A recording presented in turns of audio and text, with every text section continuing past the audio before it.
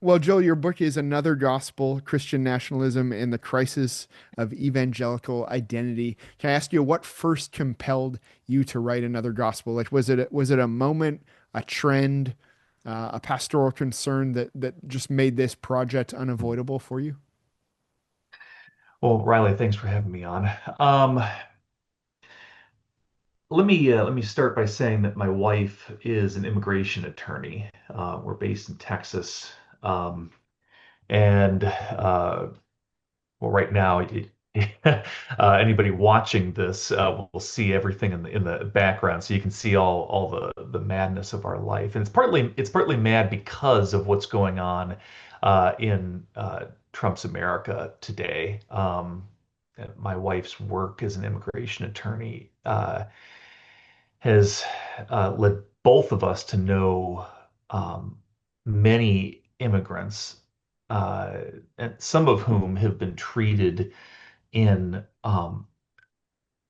ways that are horrifying um, by our country, by the administration, Trump administration, and so um, I think that happens. You know, that happens in countries. Countries around the Western world are going through shifts in immigration. Riley, you're Canadian, and or I think you are, Yeah, yeah, and yeah. even Canada, is gone through somewhat of a shift. And so this isn't like America's exactly different in that. What's so uh, painful to me is not just that this administration has repeatedly and consciously trampled on people's rights and their humanity. It's that Christians, people in the church, have said, you know what, I'm not only going to support this, which is bad enough. I'm going to baptize it. I'm going to say, this is what God wants. Mm. I'm going to connect, and I'm going to do that by connecting um, God and America in one way or another in my mind. The what God wants and America's glory or something. I don't know what's going on in their brains, but that's really what has been the most uh, the burr in my saddle, to use Texanism, that um, that got me writing Okay. was immigration. Yeah. And the title obviously echoes Paul's warning in Galatians about another gospel.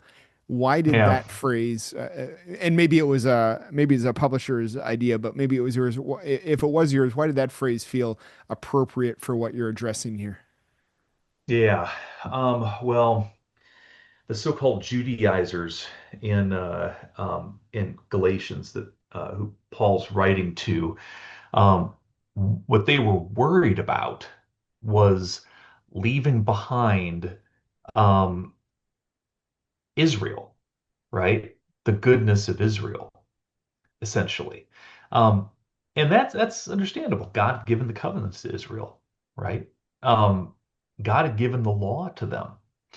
Um, And so to leave behind that heritage and stop following, um, you know, to abandon their nation and their people in that way, to say, we're really not um, special. We're not the only chosen ones in that sense. Uh, what um, to say that maybe we're even we're chosen for others, Mm. and not just for ourselves, over against others. This was um, this was a bridge too far for the Judaizers. This was difficult. It felt like abandoning something that was holy, and it felt wrong to them, right? Well, Paul, this just killed Paul. He could not deal with this idea. The the idea that works of the law, that is, works of the Torah, works of Jewish law, could justify a person, could rubber stamp them as being just, right, good, a good, godly person. That doing Torah could do that was just wrong. He said, you have to be. This is about faithfulness. This is about faith, trusting in God and God's trustworthiness toward us. It's not about being a good Jew. And so he went so far as to say you don't even have to be a good Jew to be, you don't have to be a Jew to be a Christian, right? You just have to trust God. Um, so um, there's a parallel here with America, I think, and very many, very many um, American Christians have felt that being a good American of a certain stripe, and being a Christian are basically the same thing. Um, and maybe this has something to do with being the military and economic hegemon, over the last few generations. It happened in Britain before, this, but whatever the reason, it's theological malpractice. It's wrong. It's you know, connecting America and the gospel in that way is heresy.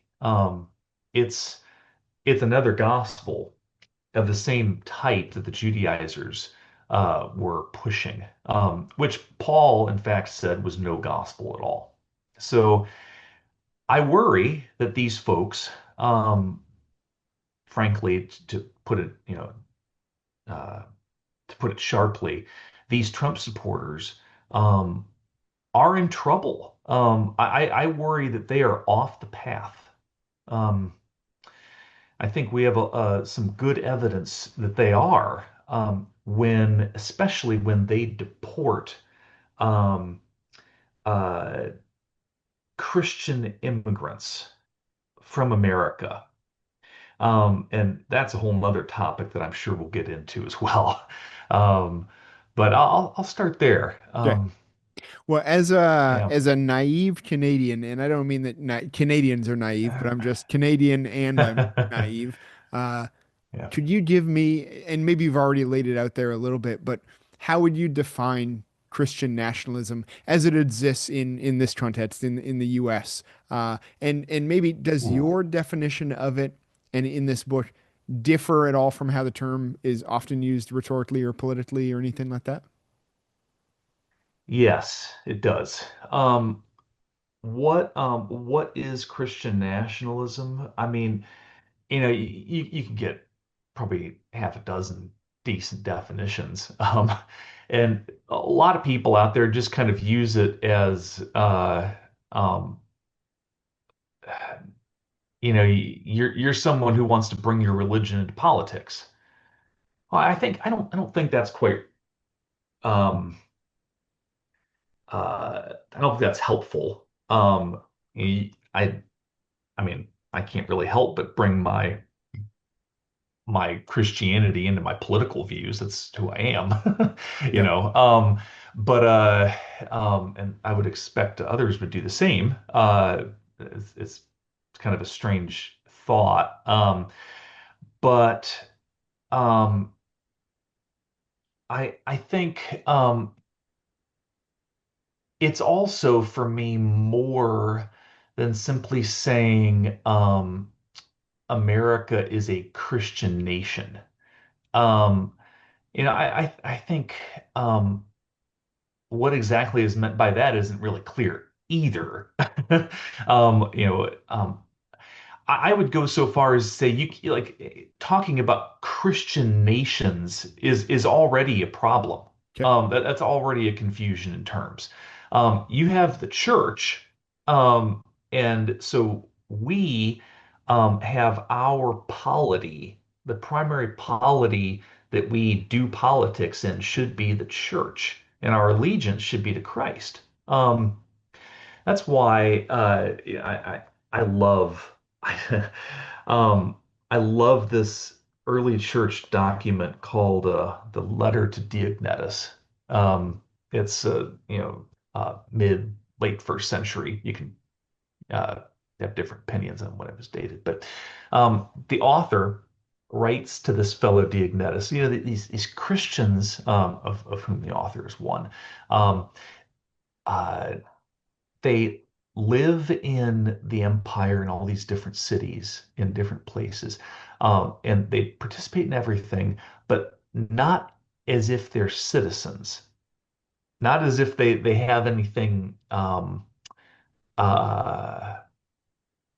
not as if they identify with the empire or with their city, um, because uh, they're they don't. That's not them. So I don't think that we should um, think of ourselves as American first or Canadian first or whatever what have you. Um, if we're Christians, that's a ways down the line. Sure. Yeah. Um, and uh, and it's nothing compared to the first polity that we're a part of. And so these immigrants, uh, many of whom are Christians, not all of them, certainly many of them aren't, but many of them are, um, who are seeking asylum in the United States.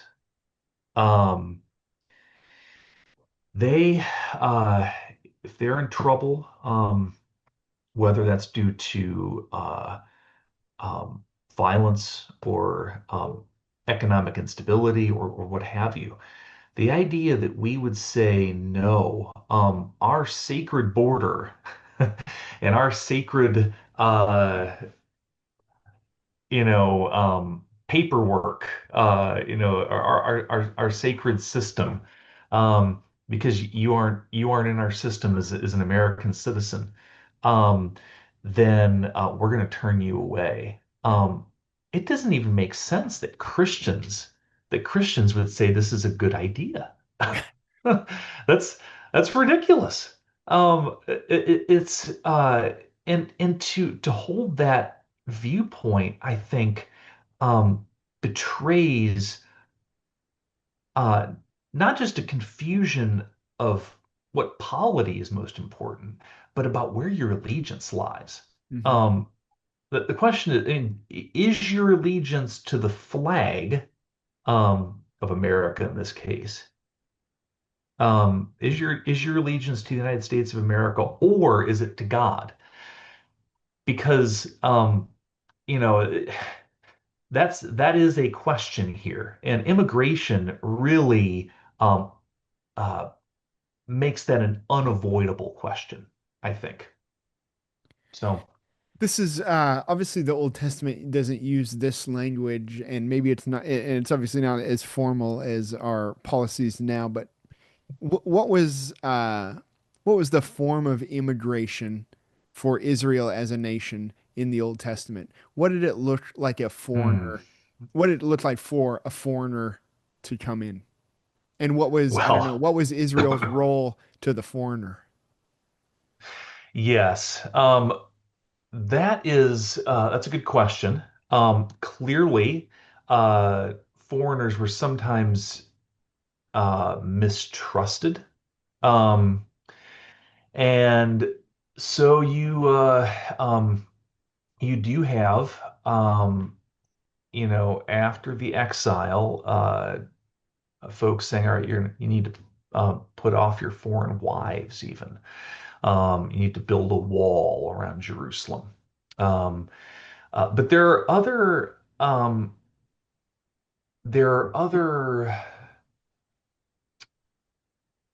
let's see, threads in the post-exilic period that point a different direction, Okay. I think.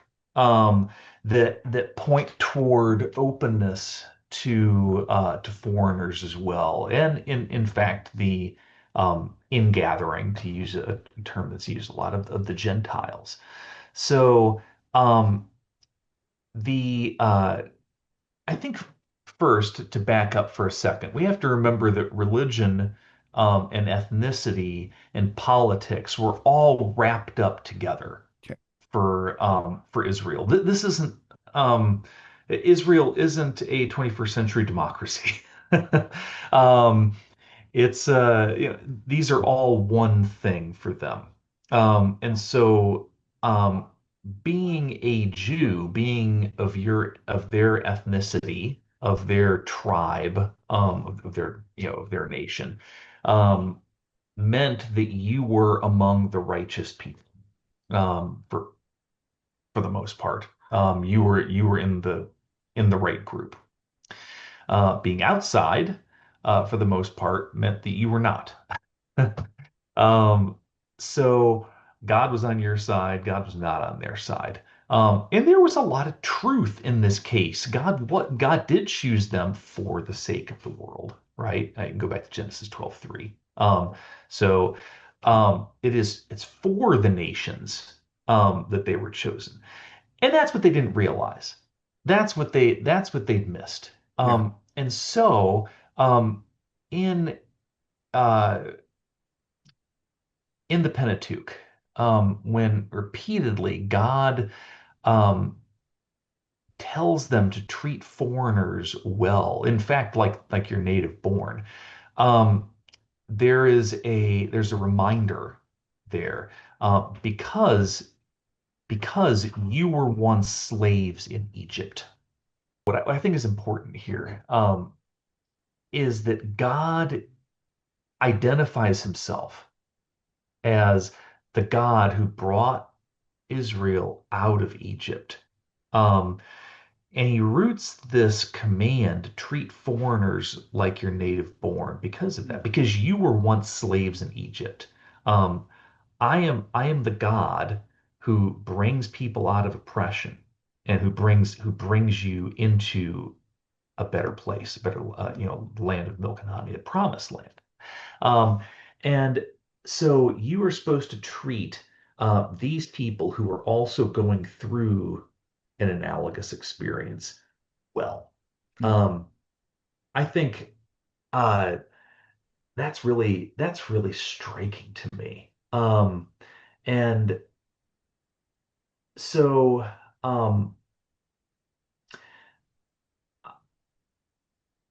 I'll let that point rest there. Yeah. Um, Yeah. I asked that question, not trying to think that there, suggest that that Israel is equal to our government or any such thing, but just like, yeah, there's got to be stuff to learn in how we address immigration now from how God oriented Israel in terms of its relationship with foreigners and mhm. such. Yeah.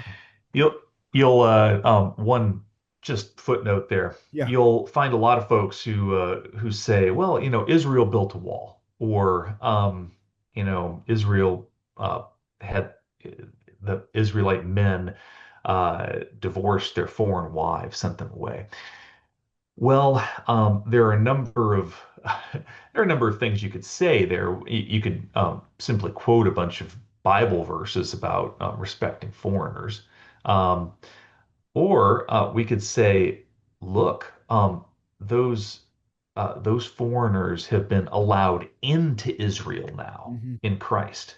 Um, and so um, uh, the question, I think, misunderstands what the church is. It's the parallel would be if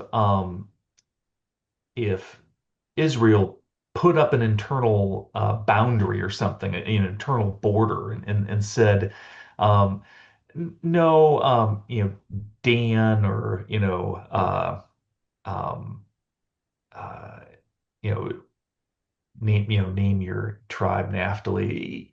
You folks can't come into down here south to Judah to go to the temple. No, or you can't come down here um, because that's more of a an I think that's a more accurate analogy to what we Okay. have going on um, when Christians are putting up a a barrier to other Christians coming to Hmm. a finding safety. Um, I'll put it that way. Yeah. Um, At what point do you think, and I think again, this is one that you've already touched on, but at what point does political ideology stop being a contextual influence and begin functioning as a rival gospel? Or ooh. is there a line there? Obviously, it's not black and white, but Yeah. I think in the end, uh, there's no real good answer, but you have to ask yourself first, what is your allegiance? That's a question that I think many of us have been taught rightly. You know, uh, if we've been in the church a while. But second, what's your polity? What's the group of people in which you are doing politics and thinking politically? Is it the church primarily, and then secondarily the nation? Are you thinking about how your interactions with people affects the church first in its witness to the outside world? Are you thinking about how the church can serve the world? Or are you thinking about the church as just one part um, that's acting in service of the nation mm, state? And I think for most of us, it's the latter. And that's where we get into trouble. okay. Um, so yeah, we'll leave it there. Okay. Kind of building off that, how would you say Christian nationalism, uh, well, does it offer a form of salvation? And if so, like what does it promise to save people from? What does it promise to save them for? Yes, that's good. That's a great question. Um, well, nationalism is all about uh, the greatness and glory of people like us, of our people, right? Um, whatever type of nationalism it could be a more liberal nationalism or a conservative one. Um, I think in the MAGA movement, making America great again um, means primarily two things. Um, one, it means making people like us rich. Um, you know, we have money, um, and so it means holding out the prospect uh, of wealth. Um, and secondly, I think it means power. It means that people like us, people with our brand or our particular vision for America, and also people who look and act um, and live as we do. Um, uh, we are in control. We get to be the culture makers. Um, we get to be the ones who make the laws. Um, and so um, wealth and power um, is in this case salvation. Yeah. I think that's a vision. That's a salvific vision that Trump is holding out. You can also put it negatively, though. Trump has said many times, specifically to Christians, and he's of course thinking of evangelicals, conservative Catholics, rather than others for the most part. And he'll say versions of they're not coming after me. They're coming after you. And of course, they can mean any number of things, immigrants, liberals, whoever it might be. They aren't coming after me. They're coming after you. I'm just standing in the way. Um, and so he's standing in the way. He's a barrier. He's protecting them. He has provided a hedge of protection around them. He said, so, and I'm the only one who can save America. He'll say that. Um, he has many times, many times made uh, messianic sounding claims about himself. Um, and most of the time, though, they're of that variety. They're of um, a variety that could be confirmed or denied, depending on your viewpoint. Um, but my point is that they do hold out, as you said, an image of salvation, a sort of counter image.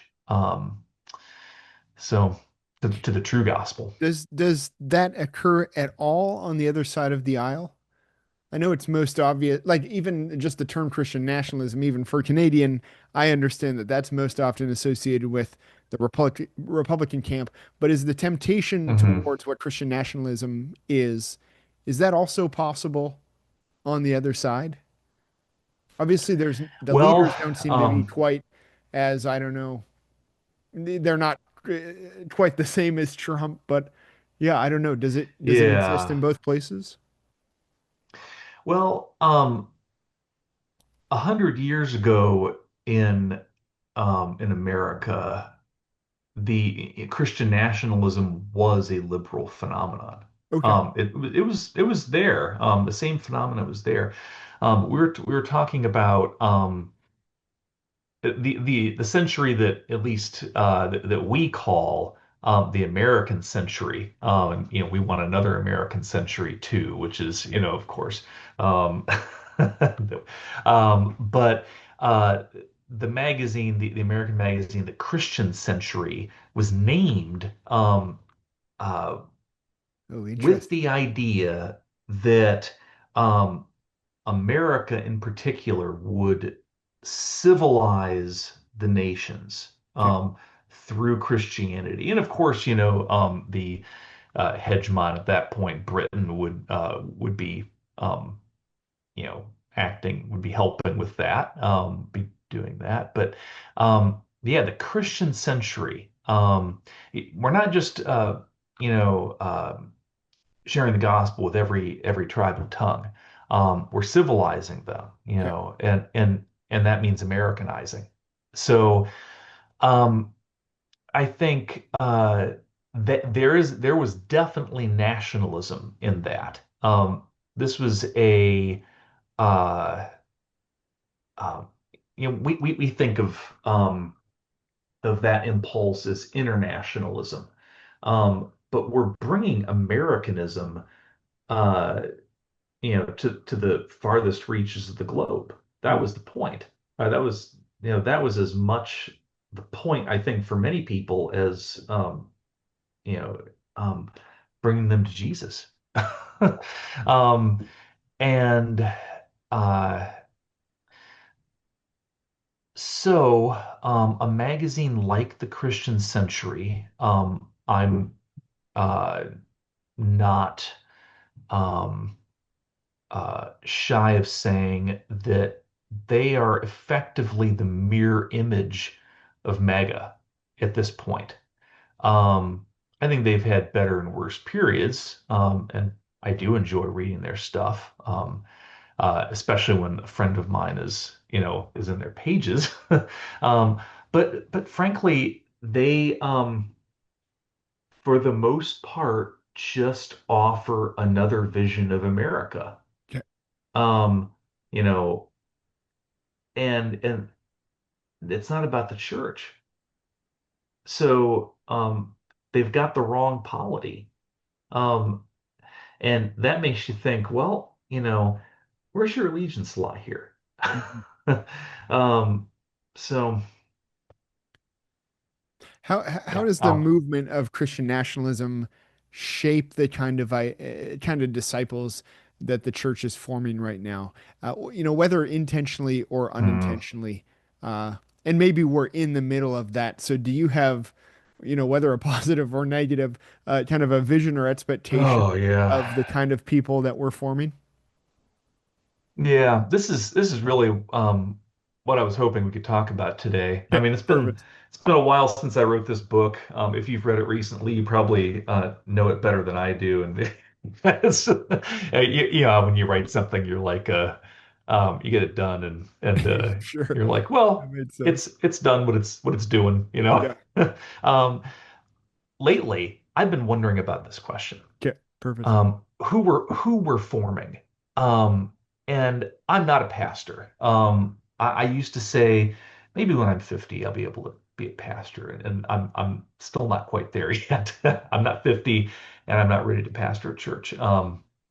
Maybe God will work me to that point. But one of the challenges, if I were a pastor, would be dealing with the forces of formation, um, the religious forces of formation in our society that work against the gospel. Hmm. Um, in every era, we're cross-pressured, to use Charles Taylor's term. We have lots of things going on. Um, but in this era in particular, we have some very difficult questions. Um, People are coming into the church because young men are coming back into the church, right? This is happening in Britain, Canada, and the US. It's even happening in places like Finland. So I, how could this not be a good thing, right? Um, well, the question then comes up, which gospel is attracting them? Hmm. What is being um, what is the desire that's drawing them in? Is it simply for tradition? Is it for a time when um, young men um, were honored in a different way? Um, what you know, what are we wanting here? And I am not um, convinced that young men are always attracted by the gospel of Jesus Christ. Now, I've had some good conversations with people who've said, um, that might be true at times. I don't think it's always true. Here are some counterexamples. But the argument that more butts and seats is always good, Yeah. um, I don't buy that. It's like, hey, we all went through the seeker sensitive period. Like, and we're still going through it, aren't we? Yeah. Like, it, it, we all, some of us, at least those of us who are in Texas, we know about Joel Osteen. We know about Yeah. these big names. Um, what, um, what is that doing for the kingdom? Mhm. Um, how are those forces forming people? Um, I think, um,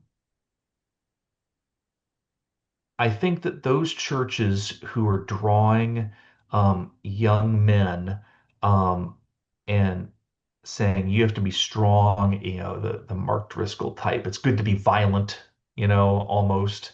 Um, uh, to get a little close to home. I uh, I worry. I've become quite anxious that they're missing the boat. That they're yeah. So um, yeah, I think that's one part of my answer. Um, uh, and I think Donald Trump is a huge part of that formation. Um, is the second part of my answer. I think that evangelicals in America have embraced Donald Trump so thoroughly and with such vigor that his personality and his the way that he interacts with people online, the sorts of things he says about people, Hmm. um, the contempt that he voices toward um, his opponents, the weak, and people who are not like him, um, uh, has infected evangelicalism.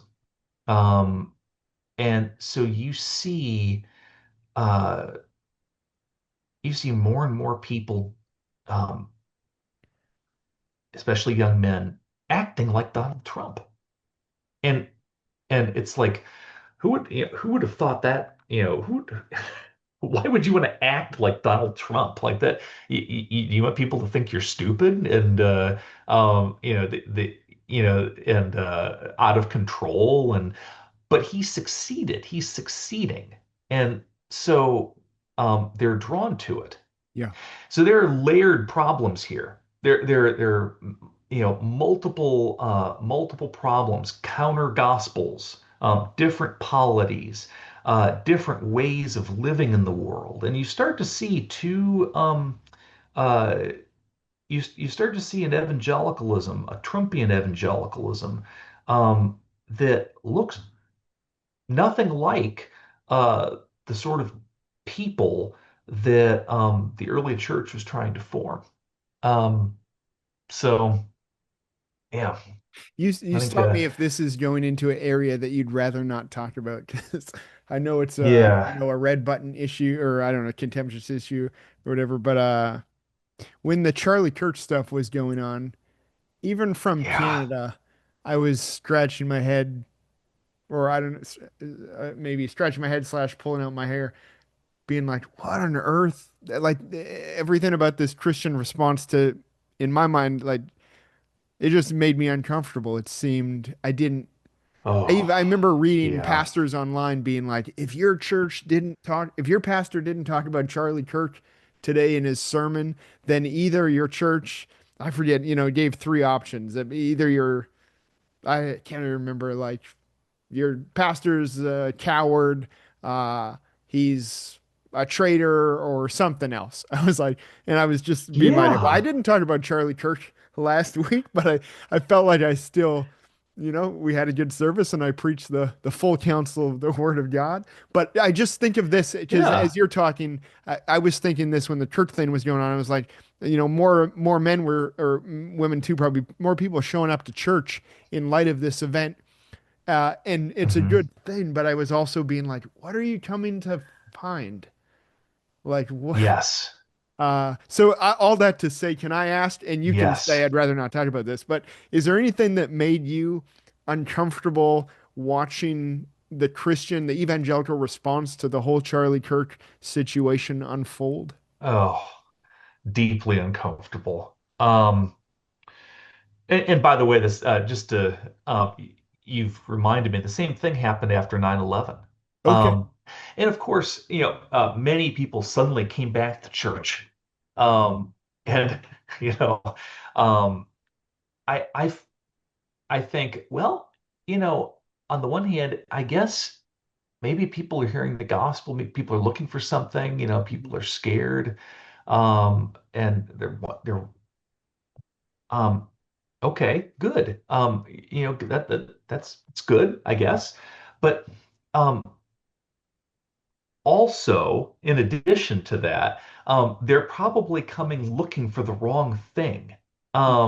They're looking for um, something that the church is probably not going to provide them. Because they've conflated the nation and the church. They've conflated those two polities and those allegiances. Um, and the Charlie Kirk piece, you see that first of all in the incredible anger, the identification of him as a Christian martyr, which it's Yeah. like, what?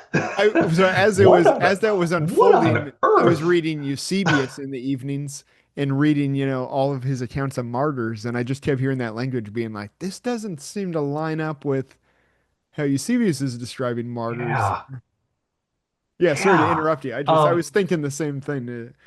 As it, no, that's a very good point. It's like so in case neither of us, I'm quite sure, think that this heinous act is in any way justifiable. for It sure. was Yeah. horrendous and tragic. Um, uh, but you know, the idea that you would say that someone um, whose primary language and you're what these folks are doing is you're conflating um, this message that immigrants are bad, and the civil rights movement, the Civil Rights Act of 1964, rather, in the U.S. was bad, um, and that blacks are violent, all these different things. You're connecting these sorts of things with Jesus of Nazareth. It's like, and Donald Trump, and it's like, how are you, you know, do I Yeah. think that Charlie Kirk was a Christian? Um, I hope so, and I actually suspect so. I think uh, I think he'll be saved through the flames, to speak in Paul's words. Um, but because I think he got some very fundamental things wrong about the gospel. Okay. Um, and but uh, so the idea that he was a Christian martyr is certainly off base, but I do also think that just to kind of um, soften my stance a little Mhm. bit there, so soften what I've said. I think even I can give someone a beat. I had a friend who called Charlie Kirk a Christian martyr. And he's a conservative, a Trump supporter. He works for a major Christian publication. And I didn't give him a beat to process this. I was like, you're calling Charlie Kirk a martyr? That is terrible. This is awful. Like, how could you know, how are you going to how are you going to bring people to Jesus if you're calling Charlie Kirk a martyr? And but I should have given him half a second, Yeah. and it's like, have a little grace with the guy for a second and let him process this heinous thing that's happened and so, um, but at the same time, it is a problem. And it's poisonous. It's a counter gospel that we're seeing. So Is there yeah. anything specific that, maybe it's conjecture for a little, but what Bonhoeffer would speak into this moment? hmm Well, so Bonhoeffer actually came to the United States, and the first time in 1930, 31, and the second time in 39. Um, and I think what one thing that he would say um, is that freedom of religion, which Western societies by and large, are very big on, and we can trumpet that. Um, but what's happened, particularly in America and in America before others, was that we put democratic freedom, freedom for to practice our own religion almost as a possession, Okay. as an identity marker, um, ahead of freedom of the freedom of the gospel, the freedom to proclaim the gospel. So we talk so much about whether or not we can freely, without impediment, without suffering anything, whether we can say what we want religiously, um, rather than going out and proclaiming the word, and speaking the gospel, and trusting that the word will strive, to quote Luther. And so I think Bonhoeffer um, would want to point out that that we have become obsessive about religious freedom, um, and we've always been obsessive about it, but in ways that distract us from the gospel itself. Okay. Um, so yeah. Yeah, were there enough similarities, that like could you say, I know that obviously Nazis and concentration camps, and it's a very different thing, but was he going through a similar Christian national moment in Germany Oh. to America? I mean, I Uh, know lots of very crucial yeah. differences, but was there that Germany first ideology kind of? Oh, for sure. Okay. Yeah, in that particular regard, uh the notion that uh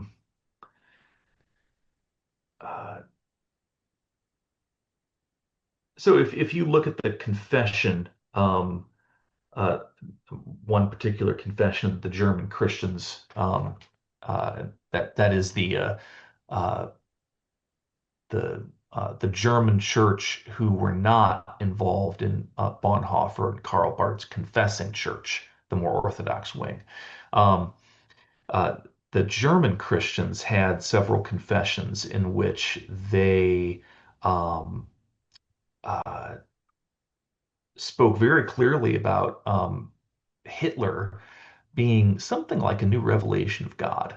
Um, And so God was moving in their nation, in their particular nation, and they were special.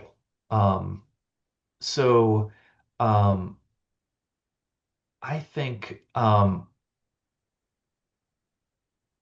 what's worth noting, though, I think about Germany, um, is that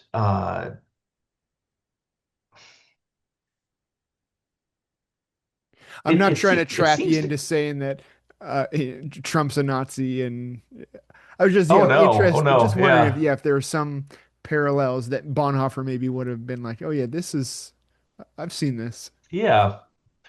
Well, what's interesting about it, is that uh, race was so much it was such a large part, and openly, of what was going on in Germany at the time, of course, and whereas it's masked in our day here, in a number of ways, but I think for that reason, partly, um, the the religious aspects of German nationalism weren't as um, front and center. Okay. Um, the um, Hitler did speak in in those terms, in religious terms occasionally. But he wasn't born Protestant. He was born Catholic. Hitler Okay. was. He's baptized Catholic. Never went to mass. But um, and many people in the Nazi government uh, were disinterested at best in religion. Um, and a few of them were hostile. But in America, um, Trump's primary backers are evangelicals. Okay.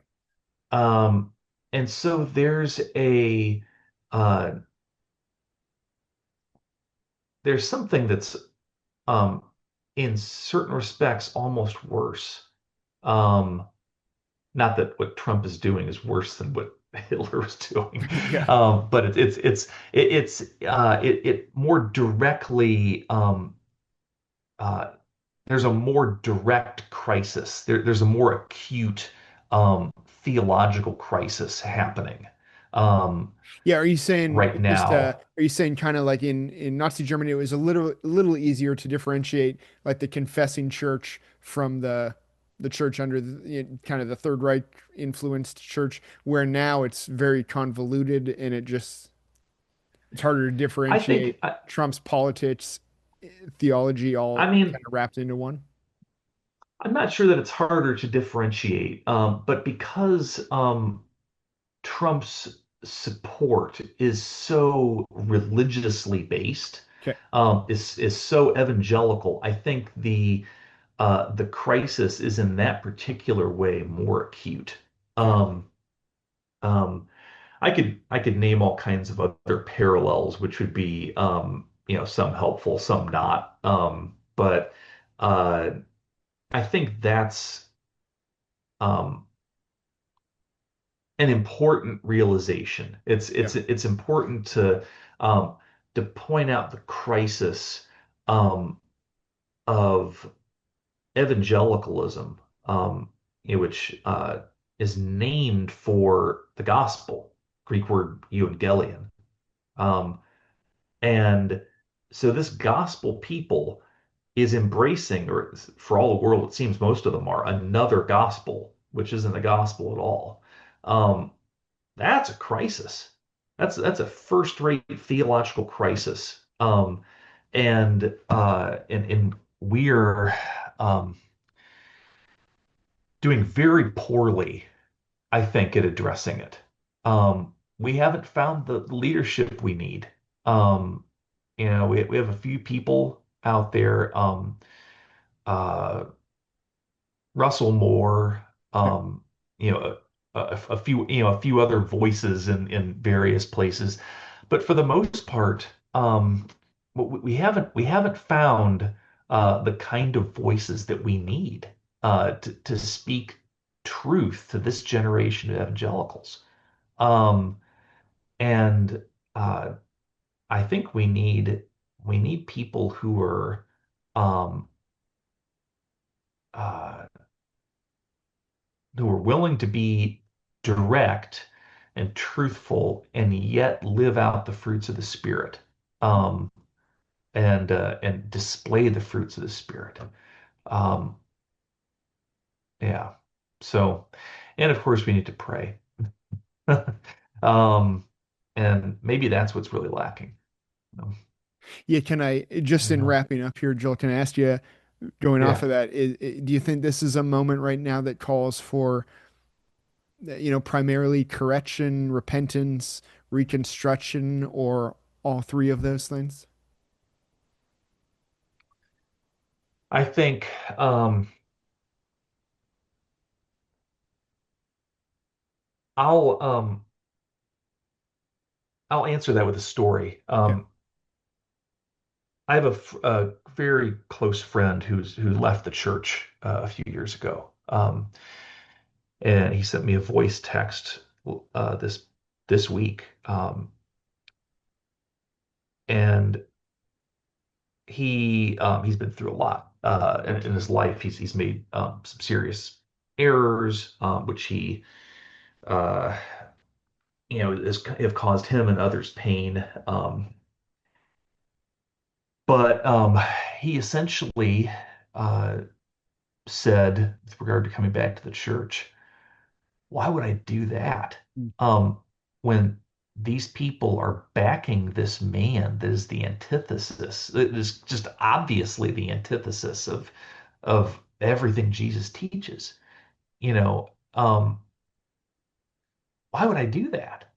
Um, and I sent this to a Trump supporter friend, a mutual friend. Um, And I thought about this for several hours before I did it. I was like, am I really going to do this? Um, and I'm like wasting time at work, like thinking about what I got to do. How's this person going to react? It's you've been a pastor, so you can't waste any time at work. But uh, the it's not you don't have time to waste.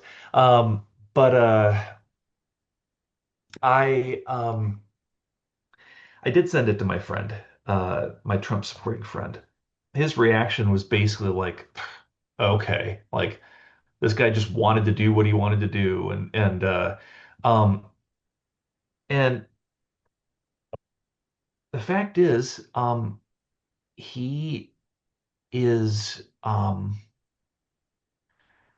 my friend is too caught up in his pride, um, and in the success that he's had, um, in he's too caught up and he can't see that he's chosen the wrong polity. He's chosen the wrong people. Um, he's not living by the fruits. You don't see the fruits of the Spirit in his Mhm. life anymore. And um, I was hoping that this would shake him out of it and think, and or trigger something. Um, he didn't even miss a beat. He just said this guy just wants to do whatever he wants to do. Um, and no repentance, um, no reckoning, no nothing. Um, I've seen that from others too. Um, People, who are watching this great falling away that's happening from the church. Church is emptying out across America, and um, they think, you know, um, they just want to have gay sex. Something this kind of crass friend of mine, not with no compassion whatsoever for gay Christians, who are trying to live traditional traditional sexual values, um, like no compassion at all. But um, the the idea that people would be falling away because of this witness is just not there. Nothing I have said, and so far nothing that others that I've said that I know of has made a crack. Mhm. Um,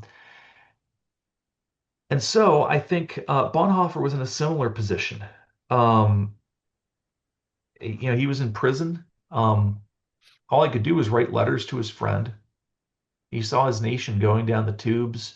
The confessing church was full of anti-Semitism, just like the German Christians were. And it was basically confessing church was doing nothing.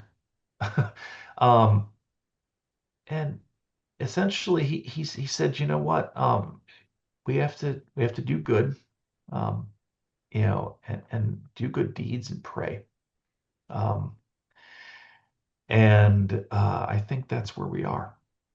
Is we have to do good where we can, where we're called to, and and be people of prayer, um, and wait for the day when God acts, because He will.